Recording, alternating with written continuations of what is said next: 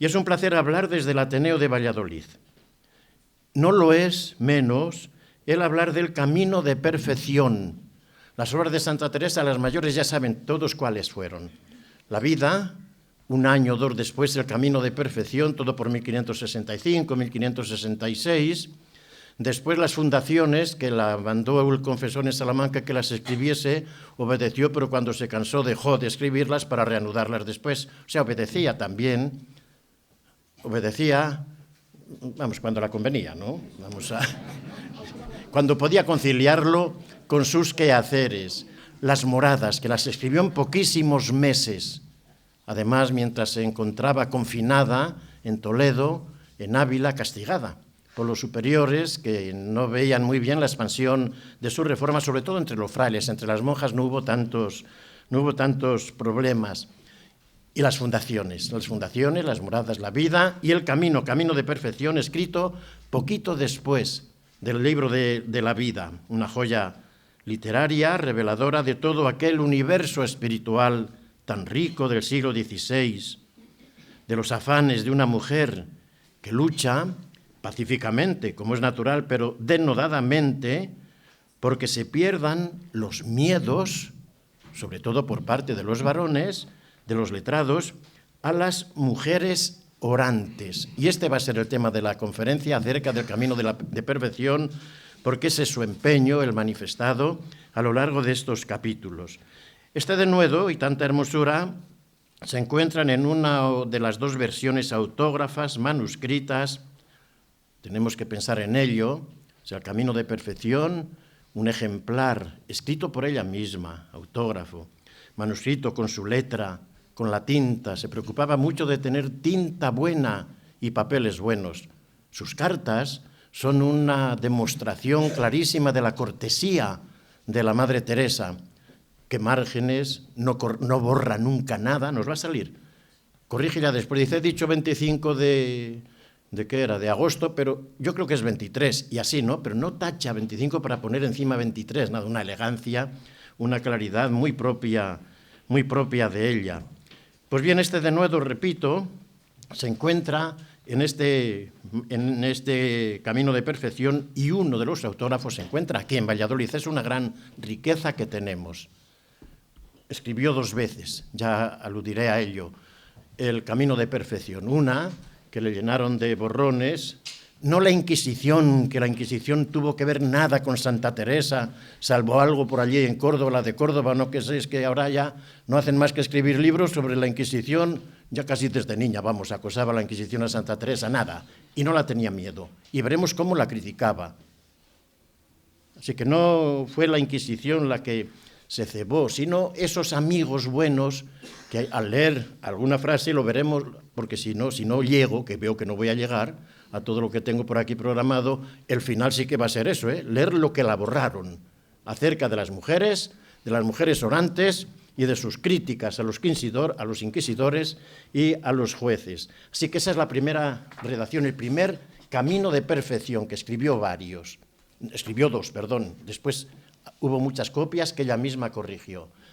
El segundo camino de perfección, la segunda redacción, ya teniendo en cuenta las correcciones que le habían hecho, lo que ella misma iba reflexionando, es este que se encuentra en Valladolid, en las monjas carmelitas descalzas de Valladolid, gracias a los afanes de un obispo, obispo de Valladolid.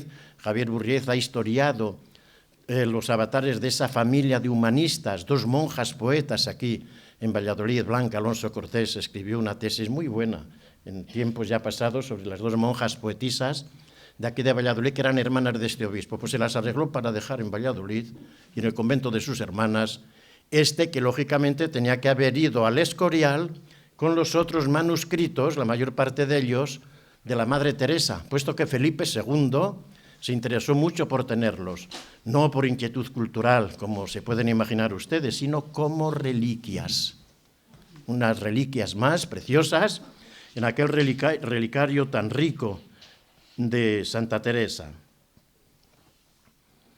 Se hallaba tan tranquila la Madre Teresa, después de tanto ajetreo, allí en San José de Ávila, en la fundación, no pensaba todavía en otras fundaciones, con sus descalzas contadas unas 12, como ella quería, que fuesen muy poquitas, para que no hubiese los problemas que ella había experimentado en el monasterio de la Encarnación y que eran generales. Y sería por 1566, repito, poco después de haber escrito la relación de su vida, la relación espiritual para sus confesores. En el fondo eran las charlas, los coloquios que tenía con sus monjas para animarlas a orar, pero orar en el estilo suyo, en el estilo teresiano, que esa era la razón fundamental de su reforma, o sea, orar a Dios como amigo, orar a Dios como padre. Y salió el libro que ella no tituló Camino de Perfección, para aquel grupo, para aquellas mujeres que estaban con ella. Por eso es un libro oral. Es un libro que, leído así con atención y con sosiego, como hay que leer a Santa Teresa, es un libro hablado. Da la sensación de estar hablando ella, no solo escribiendo, sino hablando. No tacha, no hay tachones, no hay borrones suyos, son de otros. No corrige, sino que dice, aquí a lo mejor no va bien esto, por ejemplo, al comenzar el capítulo 19. Ha tantos días que escribí lo pasado, o sea, que iba la pobre con sus quehaceres cuando podía, sin haber tenido lugar para retornar a ello, que si no lo tornase a leer, no sé lo que decía. Pues bien, por no ocupar tiempo habrá de ir como saliere, sin concierto. Y se nota enseguida. Se nota enseguida las repeticiones, las reiteraciones, esos paréntesis que abre siempre Santa Teresa y que no sabe uno cuándo va a cerrar, porque escribía así de espontánea, repito, que escribía como se habla, igual que yo estoy aquí haciendo paréntesis, que no sabe uno cuándo va o por dónde va a acabarlos. Se nota todo lo que ella nos dice.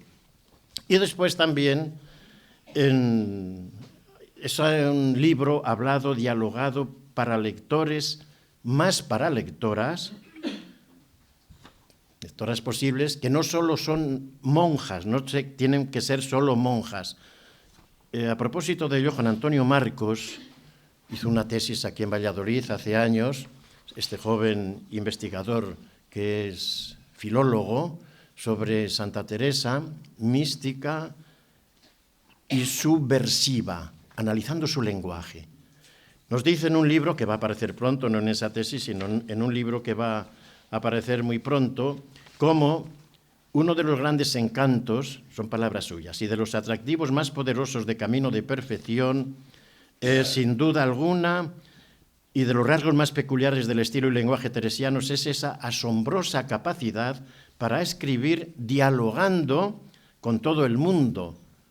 Teresa escribe y a la vez da la impresión de que está hablando con todos nosotros, con sus primeras destinatarias, sus hermanas carmelitas, con su confesor, con el censor, con Dios, con el lector de todos los tiempos, contigo, conmigo. Ese cortar el hilo del discurso para dirigirse a Dios, lo veremos al final, define también otro de los rasgos más fascinantes del estilo orante de esta mujer. El libro se va a titular Teresa de Jesús, la transparencia del misterio, mística, experiencia de Dios y lenguaje.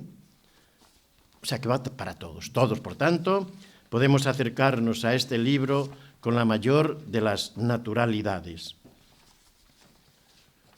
Hay que advertir que el Códice de Valladolid obedece a eso, a que escribió 2 veces el libro, que la primera redacción más amplia, más espontánea, la del Escorial, es prácticamente la misma, pero en este de Valladolid, de las Madres, se llama así siempre Códice del Escorial, si ven citado Camino Camino Escorial, o Camino V, Camino de Valladolid. Pues bien, sobre este libro vamos a tratar de hacer una reflexión histórica, puramente histórica. La verdad es que a uno le da no sé qué, porque lo histórico siempre es frío frente a esas reflexiones espirituales que casi siempre se han hecho.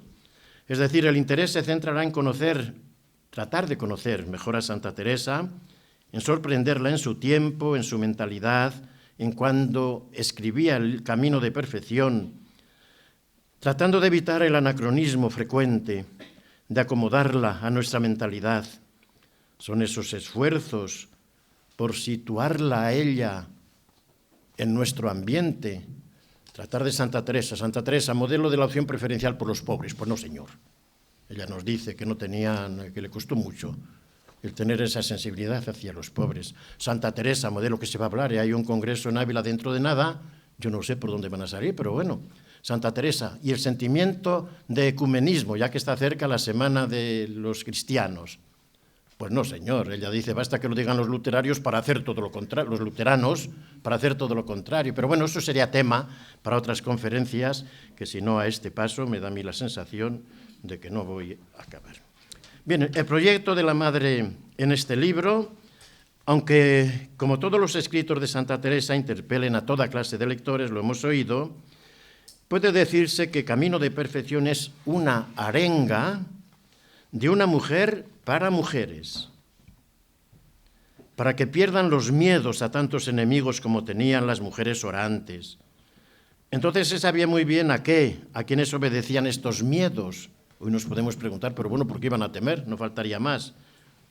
Hoy en día cualquiera puede preguntarse por eso, ¿a qué venían estos miedos?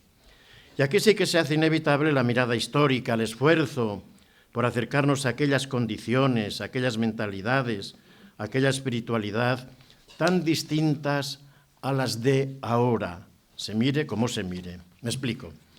Vivimos en sociedades secularizadas, con unos valores muy otros a los que movían todo, absolutamente todo, en tiempos de la Madre Teresa.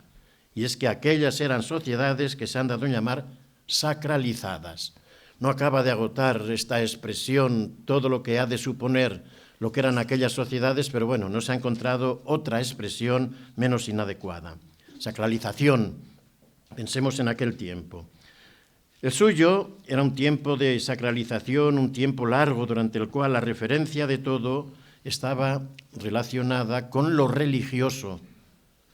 En aquellas mentalidades toda la existencia terrena, desde el nacer, desde antes incluso del nacer, estaba subordinada a la muerte. Pesaba más la muerte que la vida. La muerte e incluso también después de la muerte. Se explica por aquellas condiciones demográficas, por aquellas mortalidades catastróficas, por aquellas mortalidades constantes, que es lo que puede herir nuestra sensibilidad, pero así eran las cosas, infantiles, de niños en las familias.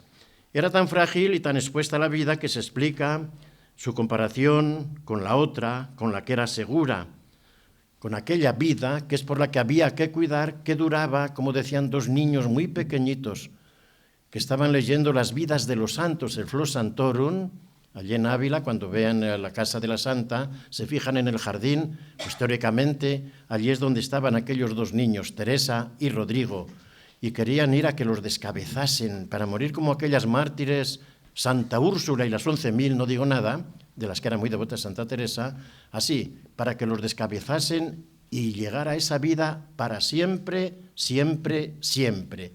Ese era el valor supremo, era el valor fundamental. O por el contrario, para librarse de la otra vida, ya no de la del cielo, sino de la condenación, del infierno. ¿Qué descripciones tiene Santa Teresa del infierno? Negro descanso le viene negro, despedazada irá el alma al infierno, qué multitud de serpientes de diferentes maneras, qué temeroso lugar, qué desventurado hospedaje.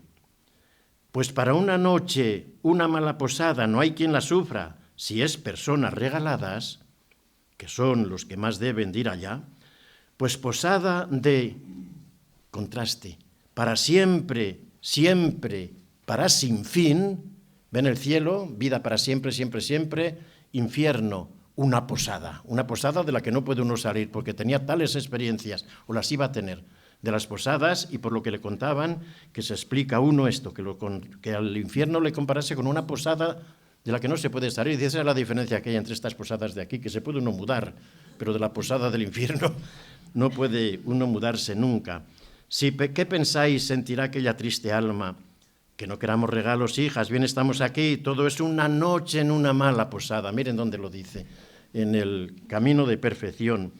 Posada, infierno, repito, son asimilaciones que repite la Madre e indican la convivencia de lo natural con lo sobrenatural, toda esa sin forzar nada, del cielo con la tierra.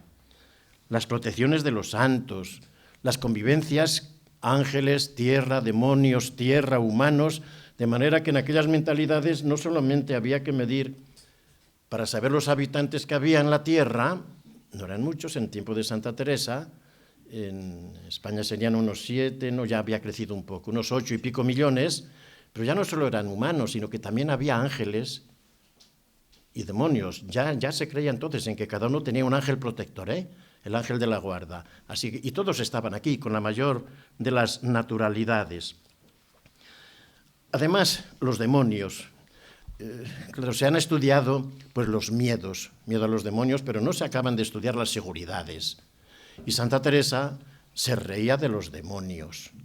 Tiene algunas descripciones de aquel demonio negrito que se le aparece a saltos y dice, yo no hacía más que reírme de él, ¿no? Pero es que ella tiene un arma nada de secreta, pero un arma con el que no podían los demonios, el agua bendita. Agua bendita, negada por los luteranos, pero para ella, y dice cómo hay que usarla, pero bueno, esto ya, lo dejo, es la historia de los miedos que hay que tener mucho en cuenta. Las percepciones, todas ellas eran bajo el signo de lo sagrado. Percepciones del tiempo eran debidas a las referencias litúrgicas. Santa Teresa nos dice en el libro de su vida, 36, capítulo 36, que se inauguró su primer convento de San José, que tanto la costó, día de San Bartolomé. Vino a Valladolid a fundar y entró en la ciudad, allá por Río de Olmos, por el 4 de marzo, cerca del puente que se llamaba antes de la División Azul, ¿cómo se llama ahora? Que se me ha olvidado. Y han dado yo en esa cosa, pero no se me ha olvidado el puente. Bueno, todos sabemos dónde está, ¿no? Por allí estuvo la primera fundación de Santa... Pues entró día de San Lorenzo. Claro, usted porque lo sabe, pero si no hay que andar ahí mirando. O sea, todo es así, ¿no? Lutero también firmaba, estaba tan enraizado eso que él que decía que no había que acudir a los santos y demás, día de Santa Catalina y demás. Voy a las percepciones del tiempo, a las percepciones del espacio, todo sagrado, nombres de las calles, pues todas eran sacras, el ambiente, tonificado por las campanas. No sigo porque las campanas es una de mis debilidades, la historia de las campanas. En fin, todo dominado por referencias sacras. O sea, nada de extraño que los sermones de antaño, si hay alguien que se aproxime a mi edad, se podrá hacer idea de lo que eran los sermones, porque ahora no hay sermones. Ahora no sé lo que serán, se llaman homilías, pero no, esto no es sermonías, nada. Aquellos sermones se quejaban todavía en el siglo XVIII de que duraban solamente 2 horas algunos, vamos. O sea que eran la mejor diversión que había, junto con las procesiones. Bien, por eso no tiene que extrañar nada que el ideal fuese el de la santidad y que los héroes, los personajes más venerados, fueran los santos, ni que la santidad fuera la meta de tantas vidas.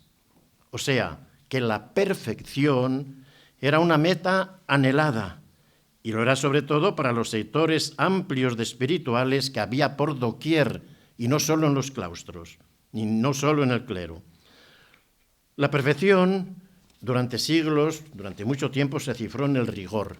Ya con la Madre Teresa cambió. Mira, hija, escribía a la priora de Valladolid, pariente suya, María Bautista, que no soy como era, que ya no va todo por el rigor, sino por el amor, porque Santa Teresa cambió, nada de creer que fue una piedra que desde el principio, nada, cambió en muchas cosas. De suerte que el enseñar el camino de perfección, ella, repito, no lo tituló así, pero ese es su libro, un camino, un vuelo a veces, hacia y hasta la fuente. Era un servicio estupendo a aquellas monjas. Lo dice en el arranque del libro, al comienzo del prólogo. Sabiendo las hermanas de este monasterio de San José cómo tenía licencia del padre presentado, Fray Domingo Báñez, su gran amigo, una gran amistad con él, era catedrático de Salamanca, pero también estuvo mucho tiempo aquí en Valladolid, de la Orden del Glorioso Santo Domingo, que al presente es mi confesor, para escribir algunas cosas de oración, en que parece podría atinar por haber tratado con muchas personas espirituales y santas.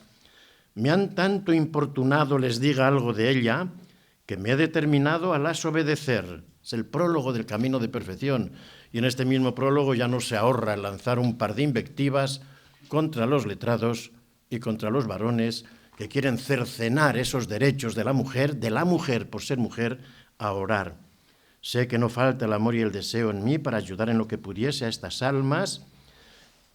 Experiencia que tengo de algunos monasterios podrá ser que aproveche para atinar en cosas menudas más que los letrados, que por tener otras ocupaciones más importantes y ser varones fuertes, no hacen tanto caso de las cosas que en sí no parecen nada. O sea, yo voy con mi experiencia espiritual, ella no dice con mi experiencia mística, pero es lo mismo.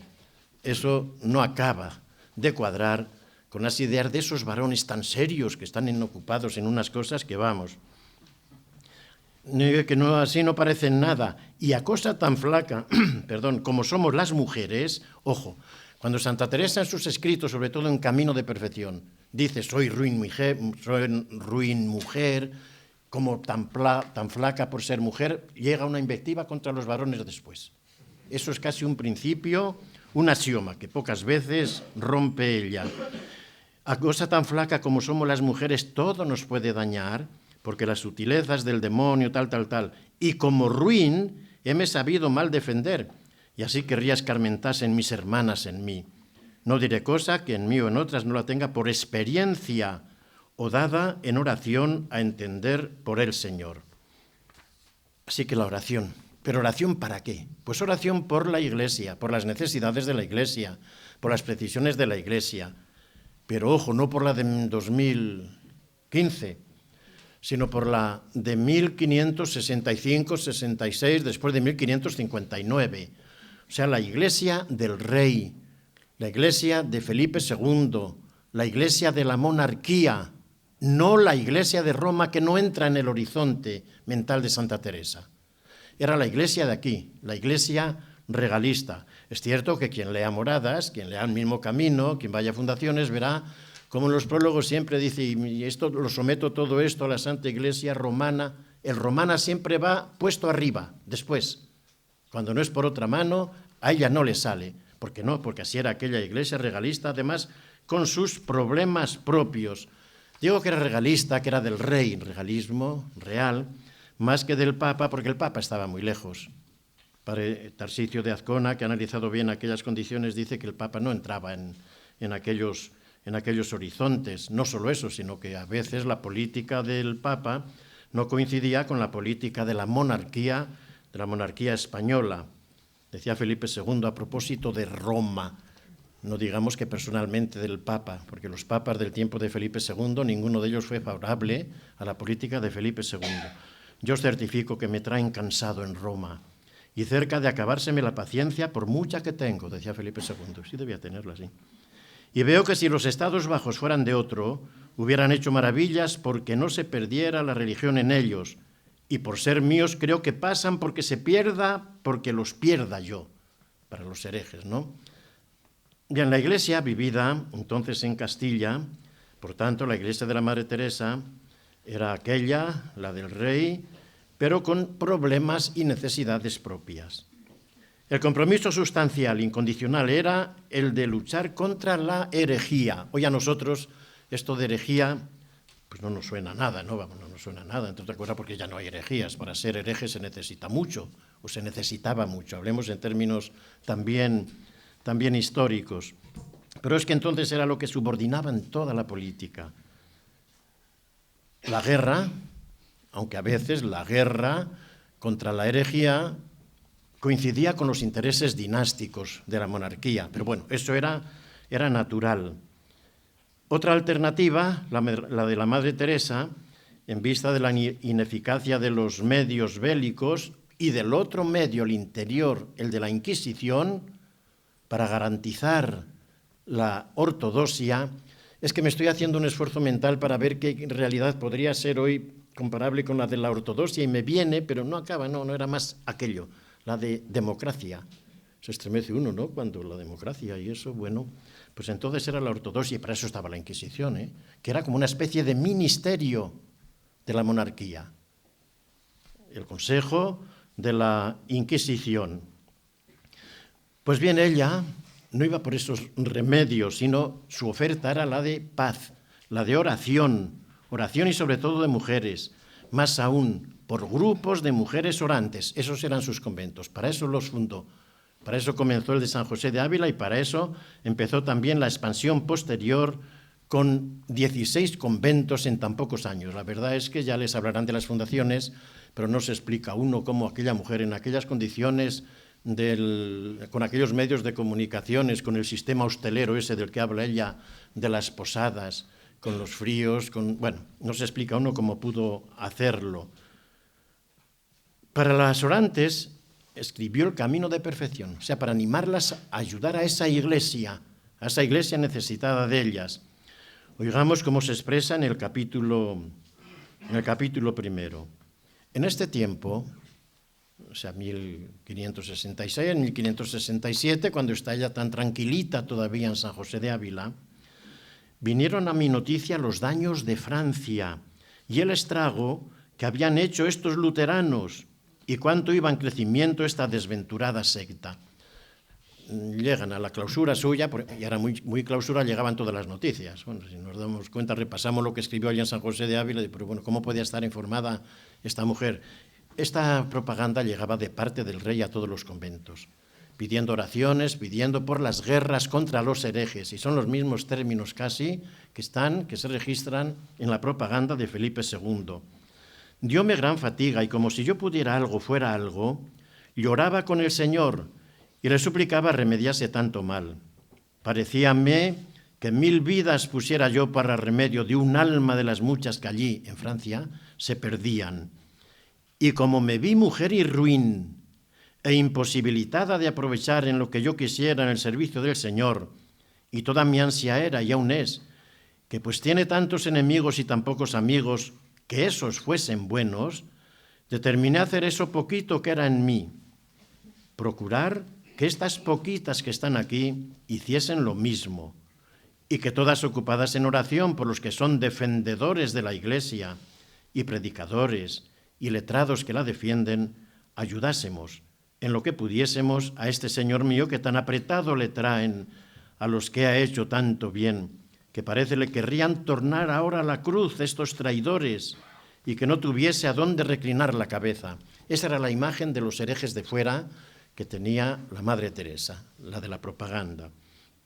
Un poco más adelante dirá lo que seguramente aprendió de alguna práctica también de esa propaganda de la monarquía. Dice, estáse ardiendo el mundo. Quieren tornar a sentenciar a Cristo, como dicen, pues le levantan 1000 testimonios. Quieren poner su iglesia por el suelo. Y hemos de gastar tiempo en cosas que por ventura, si Dios se las diese, tendríamos un alma menos en el cielo. Eso la conmueve a ella mucho, un alma más en el cielo, un alma menos en el infierno. No es, hermanas mías, no es tiempo de tratar con Dios negocios de poca importancia. Repite expresiones muy parecidas en otros lugares, y no hablo más de estas relaciones, puesto que hay trabajos muy serios que lo han aclarado todo, ¿no? Y porque no nos da tiempo. La oración de camino de perfección. O sea, la oración, ese es el servicio. ¿Qué es esto? Ocupadas en oración, para enseñar a orar mejor, para animar a orar vocalmente, mentalmente, en contemplación. Esta es la contemplación. Como el mejor servicio de las mujeres, de las monjas a la Iglesia, escribió este libro. Además, una mujer consciente de las resistencias sociales a que las mujeres orasen con ese estilo de contemplación, porque de ahí a la herejía había un paso, no había ningún paso siquiera. Ya se ve desde el primer capítulo esa guerra entre orantes y teólogos y canonistas, o sea, entre letrados y espirituales.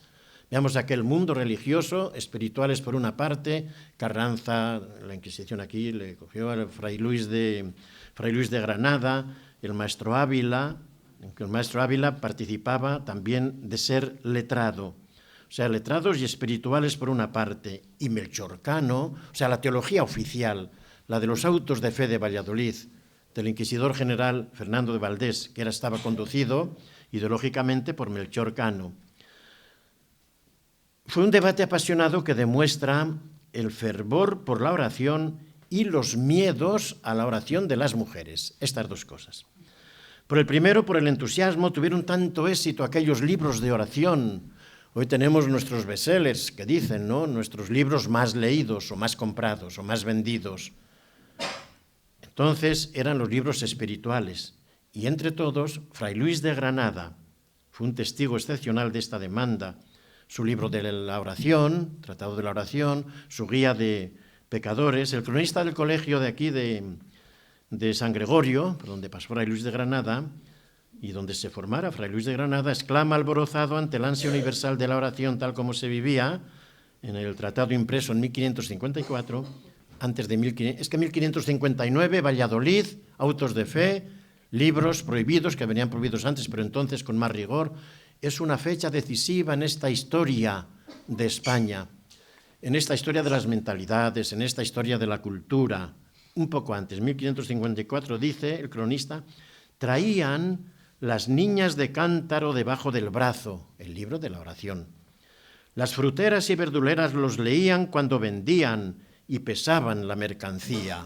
Imagínense, en la plaza, allí es donde estaba el mercado, allí pesando con las romanas de entonces, como fuesen, y al mismo tiempo leyendo. Quiero decir que exageraba con esto, ¿no? Pero lo que quiere transmitir es el fervor, es la aceptación. Y atina cuando quiere decir que orar de aquella forma, contemplando, era accesible a todo el mundo, también, por supuesto, a las mujeres, y como ven, y más aún a las mujeres. Y esto es lo que sacaría de quicio a aquellos letrados fríos, a los teólogos escolásticos, a Melchor Cano, a tantos otros, que no podían salir de sus esquemas y de sus andamiajes mentales escolásticos, firmes, expresados en latín, e incapacitados para comprender, y lo dijeron ellos mismos para insultar al padre Granada, el haber llevado la posibilidad de esta contemplación amorosa hasta, decían ellos, a mujeres de carpinteros. ¿A quién se le ocurre? Vamos. Así se sentía, ¿eh? Melchor Cano, en Cesura del Catecismo de Carranza, de Bartolomé de Carranza, un espiritual más, nadie se explica, bueno, sí se explica fácilmente porque le cogieron la Inquisición aquí, estuvo aquí preso en la Inquisición, después acabó en Roma y al pobre hombre allí le absolvieron, pero ya para morirse. Melchor Cano dice, la experiencia nos dice que dar la escritura en lengua vulgar, toda o en parte, ha hecho daño a las mujeres y a los idiotas. Idiotas no en el sentido de tontos, no, sino de sencillos, tampoco de incultos, sino que no tienen esa cultura. Así lo han hecho los herejes. Y sigue, el árbol de esta ciencia teológica, por más que parezca hermosa a los ojos, hay que vedárselo a los ojos del pueblo, que no pueden dar con este manjar, y por más que las mujeres reclamen con insaciable apetito comer de esta fruta, libro espiritual, Biblia, es menester vedarla y poner cuchillo de fuego para que el pueblo no llegue a ella. O sea, que se impuso la mentalidad de los escolásticos, de los letrados, la que expresaba Melchor Cano, y se necesitaban realmente arrestos para atreverse a derribar esos muros, y es lo que quiere hacer la Madre Teresa, sobre todo en su camino de perfección, con esas estrategias que ella también, hay que reconocerlo, dominaba. Desde el primer momento quiere dejar claro que sus palabras, de una mujer ruin, por supuesto, pueden quizá ser más acertadas que las de los letrados, como hemos oído ya. Mujer y ruin, poca cosa somos las mujeres, en fin, son estrategias detrás de las cuales viene su auténtica posición. Los requisitos para orar, al estilo teresiano, del camino de perfección, todos son contenidos del camino de perfección. No me detengo en la oración teresiana tal y como se vive y se expone en camino, porque hay que leerlo entero, que pasa muchos capítulos prometiendo el final, es que así, la oración es un camino, y ella va diciendo los grados de oración, un caminar hacia la fuente de la contemplación, pero como escribe así, de esa forma espontánea, como se distrae, como además se interpone una feliz interposición, el comentario al Pater Noster, no al Padre Nuestro, sino al Pater Noster, bello, hermosísimo, tarda uno en llegar a la fuente, a la contemplación, van pasando los capítulos y no nos llega, no nos llega a la fuente. Bueno, la contemplación tarda en llegar a ella, digo que por esos motivos, ¿no?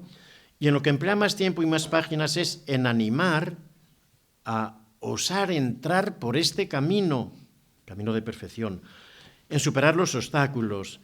Y como se dirige a la comunidad de San José en la primera entrega, iba a decir, esta arenga se fija en obstáculos comunitarios que dificultan no solo la oración sincera, sino también el clima de convivencia, aquella convivencia que ella, por eso quería que fuesen pocas monjas, tenía que ser de oración, pero también de hermandad y de recreación.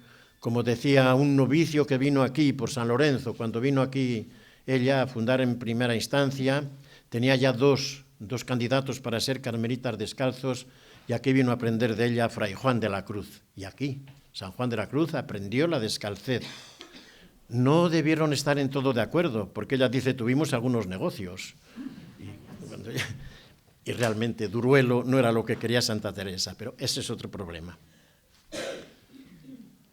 En lo que emplea más tiempo y más páginas es, repito, en animar a superar esos obstáculos. Entre las condiciones requeridas se encuentran, además del amor, por supuesto, siempre va por amor, caridad, el desasimiento y la humildad, con muchas implicaciones. Ya saben, la humildad para ella es la dama en el juego del ajedrez, que ya veis, hijas, qué madre tenéis, que hasta de estas vanidades sabía del ajedrez. El ajedrez está muy presente en el camino de perfección, primero, amplio, tranquilo, del Escorial. Lo ha quitado en el de Valladolid. Ahí no aparece lo del ajedrez, porque se lo dijeron, no pongas eso del ajedrez porque parece, y como hacía caso, se ve que en eso la convenía hacer caso. Desasimiento es igual a libertad, para hablar en términos más nuestros. Habla del desasimiento de los deudos, del desasimiento exterior.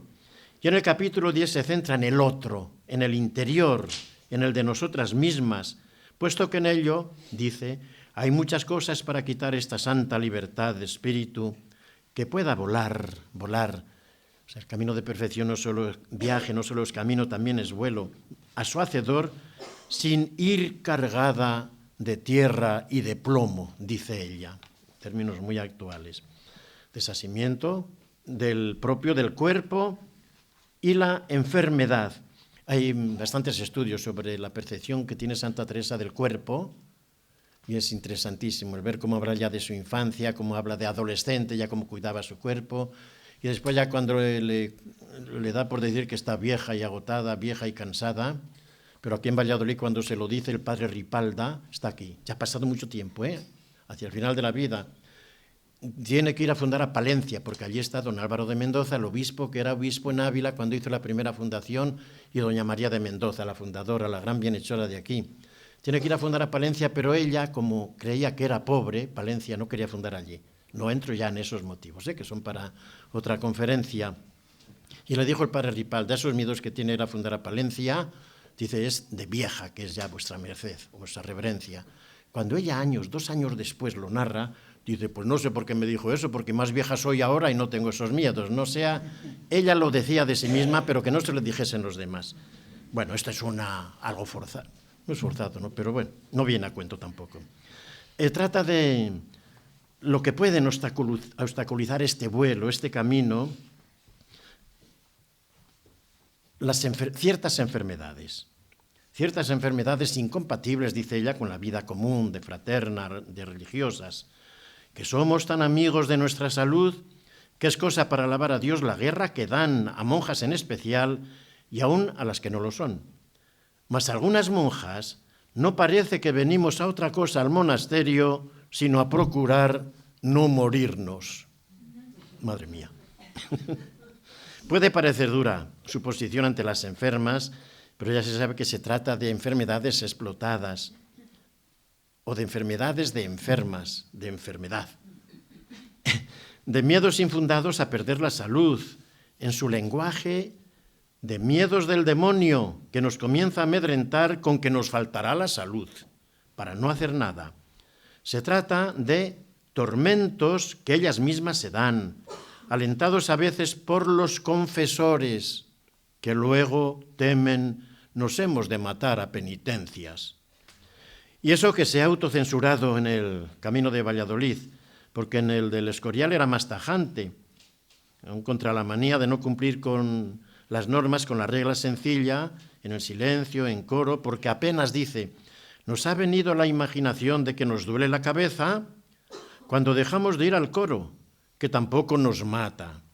Un día porque nos dolió, y otro porque nos ha dolido, y otros 3 porque no nos duela. Dice, no faltan prioras, esto los confesores, ¿no? Las llevan las prioras. ¿Por qué dará la licencia para tales excepciones la priora? Leo a la Madre, capítulo 10, número 7 de Camino. Como le hacéis información a la priora de necesidad, y no falta un médico, el otro, no falta un médico que ayuda por la misma que vos le hacéis, y una amiga que llore al lado, o parienta, ¿qué ha de hacer? Queda con escrúpulos la priora si falta la caridad, y quiere más faltéis vosotros que ella. Ve la enfermedad como una ocasión para la verdadera mortificación, la mortificación prudente, sensata, porque este cuerpo tiene una falta que mientras más le regalan, más necesidades descubre. Dice el consuelo de que nunca se van a ver solas las enfermas en comunidades con pocas monjas y con mucha caridad. Y propone el modelo de la soledad de tantos pobres enfermos.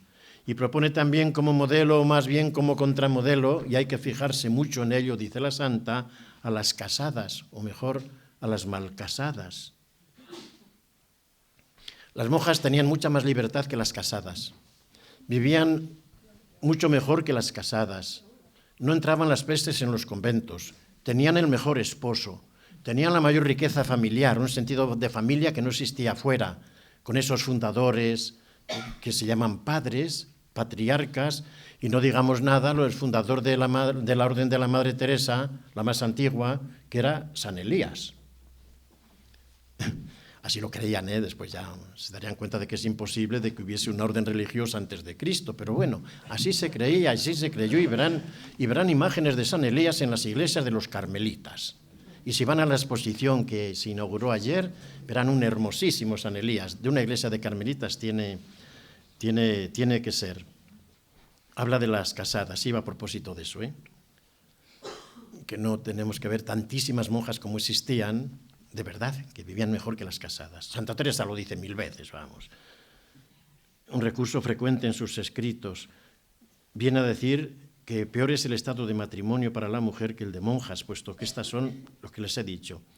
No publiquen, por tanto, sus enfermedades, llévenlas con mortificado silencio. Acordaos también de muchas casadas, yo sé que las hay, y personas de suerte que con graves males, por no dar enfado a sus maridos, no se osan quejar, y con graves trabajos.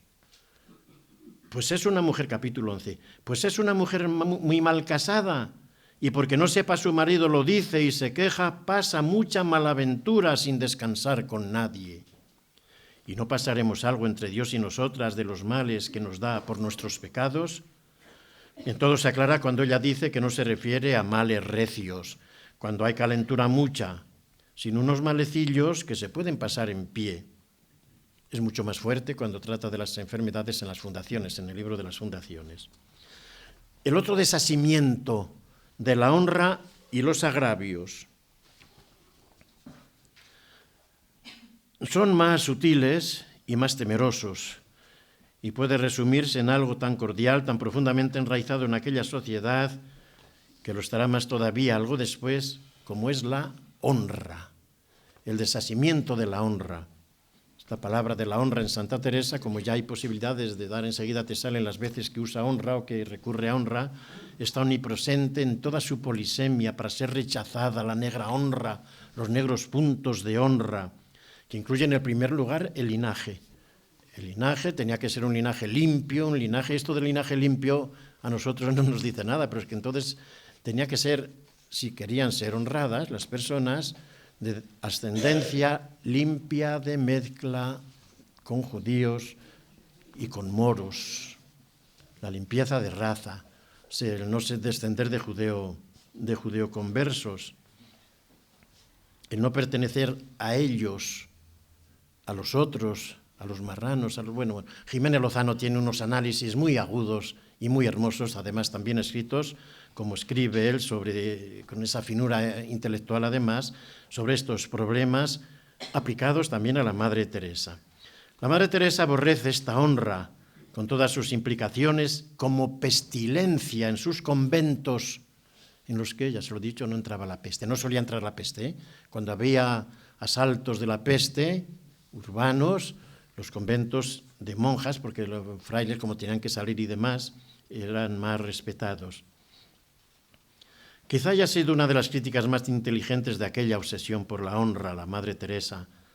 Por de pronto, ella desenmascara la hipocresía social en cuanto a la honra y el linaje, y lo dice y repite sin rodeos. No se trata de limpieza de sangre, sino de dinero, porque si no se tiene la honra del linaje, se compra. Y por lo mismo, no son honrados los limpios de sangre, sino los ricos. Honra y dinero van juntos. En el capítulo 2, tengo para mí que honras y dineros casi siempre andan juntos y que quien quiere honra no aborrece dineros y que quien los aborrece que se le da poco de la honra. Entiéndase bien esto, que me parece que esto de honra siempre trae consigo algún interés de rentas o dineros, porque, fíjense qué definiciones, por maravilla hay honrado en el mundo si es pobre. Antes, aunque lo sea en sí, honrado, le tienen en poco. Esos hidalgos, esos pobres envergonzantes que entraban en tanto número en aquella sociedad española, no solo castellana, española de entonces. Además, bien lo sabía ella, porque de niña, y ha aludido Celso en la presentación cordial a ello, de niña tuvo que presenciar tantos trajines de su familia, de su padre y los hermanos de su padre, o sea, de sus tíos, para comprar una ejecutoria de hidalguía, como consta en el archivo de la Chancillería, que es al que se refería Celso, en el cual consta también cómo el abuelo de Santa Teresa fue judío, compareció en el auto de fe, 1485 en Toledo, y cómo los sanbenitos se conservaban en la iglesia de Santa Leocadia, que por eso fueron a Ávila. Bueno, no entremos en ello, pero esto se debe sobre todo gracias a don Narciso Alonso Cortés. Yo creo que es el que ha ayudado más a cambiar la imagen de toda esta ascendencia, de toda esta condición social de Santa Teresa como judeoconversa. Él fue el que descubrió ese pleito, sacó un artículo muy interesante y después, como digo, de eso voló, desapareció ese pleito hasta los años 86, me parece, en que retornó. Hay que desterrar las acepciones conventuales de la honra, o sea, el sentir los agravios.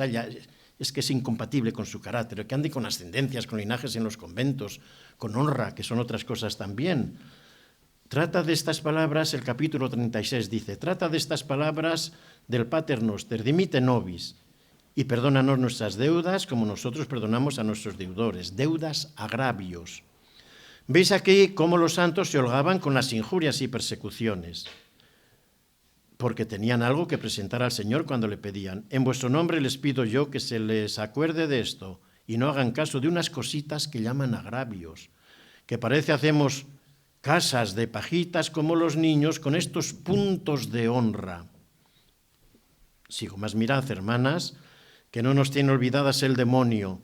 También inventa sus honras en los monasterios y pone sus leyes, que suben y bajan en dignidades como los del mundo. Los letrados deben de ir por sus letras, que esto no lo sé, que el que ha llegado a leer teología no ha de bajar a leer filosofía, que es punto de honra que está en que ha de subir y no bajar. Pues entre nosotras, la que ha sido priora ha de quedar inhabilitada para otro oficio más bajo, un mirar en lo que es más antigua, que esto no se nos olvida, cosa es para reír, dice, o para llorar. Oh, por amor de Dios, hermanas, que llevamos perdido el camino porque va errado desde el principio y plega a Dios que no se pierda algún alma por guardar estos negros puntos de honra sin entender en qué está la honra. Bien, el objetivo es desterrar ambas acepciones de sus monasterios, huir como de la peste. Capítulo 27, título, en que trata el gran amor que nos mostró el Señor en las primeras palabras del Pater Noster y lo mucho que importa no hacer caso ninguno del linaje, las que de veras quisieren ser hijas de Dios. Dice que andar con linajes en su monasterio sería infierno, sino que la que fuere más, tome menos a su padre en la boca. Todas han de ser iguales. Oh colegio de Cristo, que tenía más mando San Pedro con ser un pescador, y le quiso así el Señor, que San Bartolomé, que era hijo de rey. Les confieso que yo no sé, he visto todas las vidas de santos de entonces, todas las posibilidades, no sé de dónde ha sacado esto de que San Bartolomé era hijo de rey. Bartolomeo significa sí, no es hijo de reyes, pero no sé de dónde lo ha sacado. Ella era devota de San Bartolomé y de San Pedro porque fue pecador. Ya sabemos que su orden, años después de morir la santa, entre unos 15 años, estableció los estatutos de limpieza de sangre. O sea que no podía ser ninguno fraile carmelita descalzo de los de Santa Teresa si no se probaba por 1000 generaciones que allí había limpieza de sangre, o sea, lo contrario. Desasimiento. Los obstáculos externos son más peligrosos para la oración de las mujeres orantes, para ese servicio imprescindible, esa batalla de paz en la Iglesia, se resumen en los miedos que hay que superar con osadía, porque se necesitaba osadía entonces. Y ahora ya sí que siento yo el haber ido consumiendo demasiado el tiempo, esto es cosa mía, no de Santa Teresa, porque esto es, o sea, el peligro que había era confundir a las mujeres que oraban con los alumbrados, con las alumbradas, porque entonces en la Inquisición y lo que pasase, ese era el miedo. Y había una inclinación muy proclive a identificarlos. Están mujeres de contemplación, mujeres de oración, mujeres de amor, mujeres de encuentro, mujeres de las moradas, de los primeros pasos hasta el matrimonio. Había realmente peligro de esas identificaciones. Y eso es lo que quiere desenmascarar Santa Teresa. Perded el miedo a todo eso. Y paso muchas cosas. Por ejemplo, describe en el camino de perfección, a eso va. Dice que tornando a los que quieren beber de este agua de vida y quieren caminar hasta llegar a la misma fuente, ¿cómo han de comenzar? Y digo yo, importa mucho y el todo, una grande y muy determinada determinación, ven cómo escribe, si es que esto es, bueno, no voy a entusiasmarme, una muy determinada determinación de no parar hasta llegar a ella, a la fuente. Venga lo que viniere, suceda lo que sucediere, trabaje lo que trabajare, murmure quien murmurare. Esto es lo que se decía entonces, fíjense las barreras que tienen que superar. Siquiera llegue allá, siquiera me muera en el camino, no tenga corazón para los trabajos que hay en él, siquiera se hunda el mundo, como muchas veces acaece con decir, esto es lo que les decían las mujeres, hay peligros, fulana por aquí se perdió, el otro se engañó, el otro que rezaba cayó, dañan la virtud, no es para mujeres que les vienen ilusiones, mejor será que hilen, no ha menester esas delicadeces, basta el Pater Noster y el Ave María. Y al que leía ella tanto, a Francisco de Osuna, a la mujer que ande con muchas estaciones por ahí en iglesias y eso, nada, la pata quebrada y en casa, ¿no? Eso, pero en fin, es a lo que se refiere ella. Eso sí, lo digo yo, hermanas, y como si basta el Pater Noster y el Ave María, pero claro, rezados te llevan a la contemplación. El segundo peligro externo, los libros, los jueces, los inquisidores, resumo todo.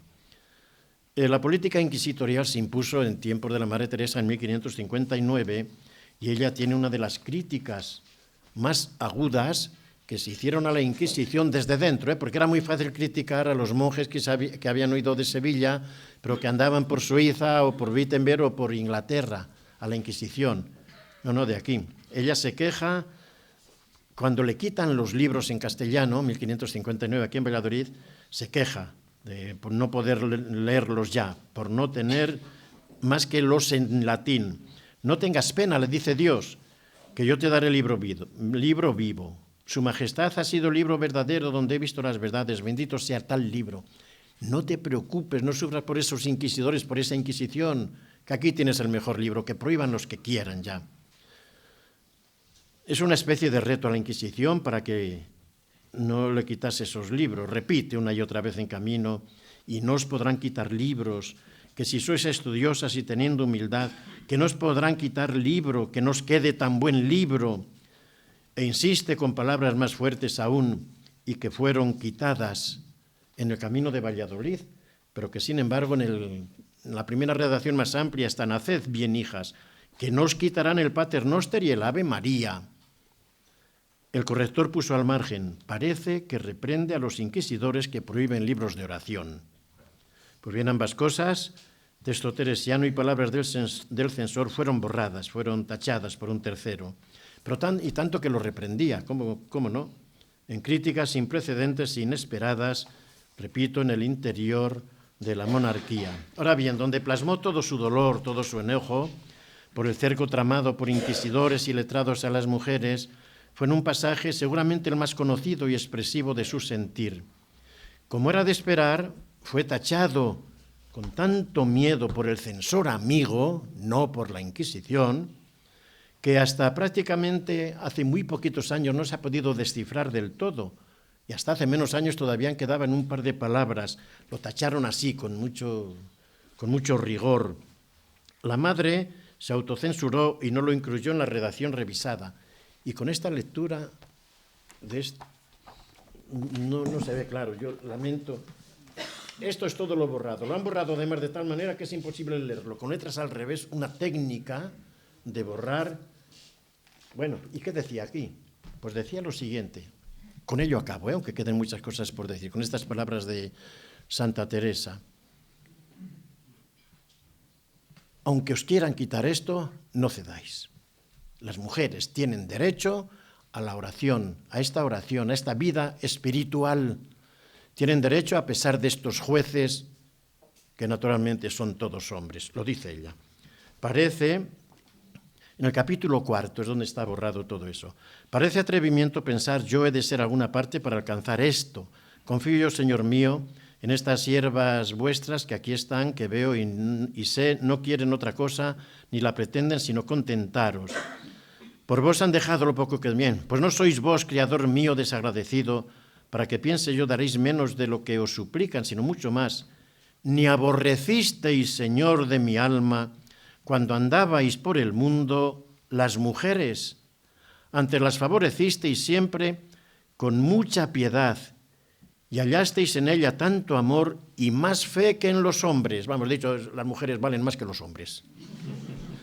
Pues estaba, y miren el ejemplo, ¿no? Dice eso en otro lugar, en otro libro, dice, así me lo ha dicho Fray Pedro de Alcántara, pero aquí, y más fe que, pues estaba vuestra Santísima Madre, Sacratísima Madre, en cuyos méritos merecemos y por tener su hábito lo que desmerecimos, Señor, que nos tiene el mundo acorraladas, neologismo, Santa Teresa, por ser mujeres, orantes, las tiene el mundo acorraladas e incapaces para que no hagamos cosa que valga nada por vos en público, ni osemos hablar algunas verdades que lloramos en secreto, sino que no nos habíais de oír. ¿Cómo no nos habíais de oír petición tan justa? No lo creo yo, Señor, de vuestra bondad y justicia, que sois justo juez, y no como los jueces del mundo, que como son hijos de Adán, y en fin, todos varones, no hay virtud. Y todos varones, no hay virtud de mujer que no tengan por sospechosa. Todos varones, hijos de Adán, inquisidores y todos esos, ¿eh? Sí, que algún día de haber, rey mío, que se conozcan todos. Y ahora viene ya lo contrario. No hablo por mí, que ya tiene conocido el mundo mi ruindad, y yo holgado de que sea pública, sino porque veo los tiempos de manera que no es razón desechar ánimos virtuosos y fuertes, aunque sean de mujeres. Y nada más. Muchas gracias.